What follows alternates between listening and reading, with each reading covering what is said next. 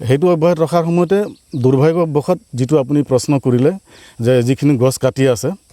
সেইখিনিৰ ওপৰত তো এজ এ হোল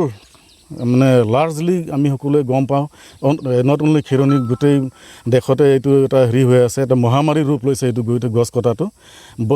বন ধ্বংস কৰাটো গতিকে মই আজিৰ এই শুভ দিনৰ জৰিয়তে মই সমূহ সেই বন ধ্বংসকাৰীসকলক ৰিকুৱেষ্ট কৰিব বিচাৰিছোঁ বা আপুনি যিটো কৈছে যে গছ কটাৰ বিষয়ত কিবা ক'বৰ কাৰণে মই এটাই প্ৰথমে ক'ব বিচাৰিছোঁ এই বিষয়টোত যে আমি প্ৰথমতে বুজি পাব লাগিব যে গছ থাকিলেহে মানুহ থাকিব এই কথাটোৰ গোটেই ইম্পৰ্টেঞ্চটো ভালকৈ যেতিয়ালৈকে আমি প্ৰত্যেকজন নাগৰিকে বুজি পেলাই উপলব্ধি নকৰিম যে আমাৰ সংবিধান প্ৰদত্তসকলে বা ৰাষ্ট্ৰসংঘৰ দ্বিতীয় বিশ্বযুদ্ধৰ পিছৰ যিটো পৰিৱেশ সেই পৰিৱেশৰ ইম্পৰ্টেঞ্চৰ ওপৰত লক্ষ্য ৰাখি আমাৰ গোটেই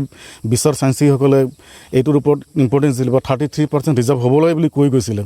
কিহৰ কাৰণে কৈ গৈছিলে এই কথাটো গোটেইখিনি গছ গছনিৰ লগত আমাৰ মানুহৰ সম্বন্ধটো কি এইখিনি গোটেইখিনি কথা যেতিয়া প্ৰত্যেকজন ব্যক্তিয়ে নিজে ভাবি মূৰত ব্ৰেইনলি ৱাছ কৰিব নোৱাৰিম বা যেতিয়ালৈকে নিজে চিন্তা কৰিব নোৱাৰিব যে গছ নাথাকিলে আমিও নাথাকিম সেই ইম্পৰ্টেঞ্চটো তেওঁলোকে যেতিয়ালৈকে নুবুজিব তেতিয়ালৈকে আমি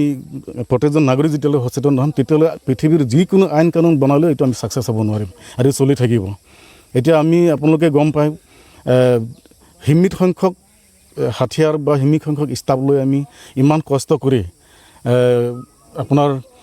মুকুৰৰ পৰা আৰম্ভ কৰি গোটেই বৰ্ডাৰ এলেকা খেৰনি গোটেই বৃহৎ এলেকাটো আমি কভাৰ কৰিবলগীয়া হৈছে তাৰ ভিতৰতো ধ্বংসযজ্ঞটো বিৰত গতিত চলি আছে কিন্তু সেইবুলি যে আমি ফেইলাৰ বুলি ক'ব নিবিচাৰোঁ মই আমি কৰি আছোঁ যিমানটো পাৰোঁ কিন্তু মোৰ সেইটো আহ্বান যেতিয়ালৈকে তেওঁলোকে নিজে বুজি নাপাব এইটো আমাৰ নিজৰ সম্পত্তি এইটো আমাৰ জাতীয় সম্পত্তি এইখিনি নাথাকিলে আমাৰ জীৱকুলৰ নষ্ট হ'ব এই ফিলিংটো যেতিয়ালৈকে প্ৰত্যেকজন নাগৰিক বা সেই বন ধ্বংস কৰাসকলৰ মূৰত নোসোমাব তেতিয়ালৈকে কিন্তু এই বস্তুটো এনেকৈ ধ্বংস